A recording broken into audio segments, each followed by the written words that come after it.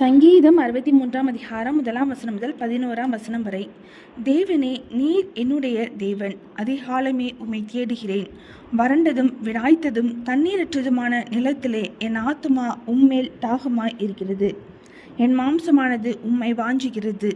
இப்படியே பரிசுத்த ஸ்தலத்தில் உம்மை பார்க்க ஆசையாயிருந்து உமது வல்லமையையும் உமது மகிமையையும் கண்டேன். ஜீவனை பார்க்கிலும் உமது கிருபை நல்லது.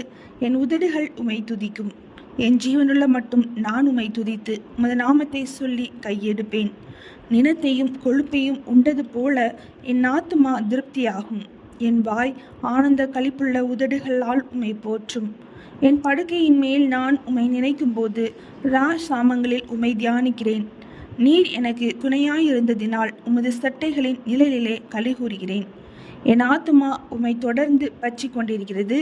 உமது வலதுகரம் என்னை தாங்குகிறது. என் பிராணனை அழிக்க தேடுகிறவர்களோ பூமியின் தாழ்விடங்களில் இறங்குவார்கள். அவர்கள் பட்டயத்தால் விழுவார்கள், நரிகளுக்கு இரையாவார்கள். ராஜாவோ தேவனில் கலிகூறுவார். அவர் பேரில் சத்தியம் பண்ணுகிறவர்கள் யாவரும் மேன்மை பாராட்டுவார்கள். பொய் பேசுகிறவர்களின் வாய் அடைக்கப்படும். சங்கீதம் 63 அதிகாரம் முடிந்தது.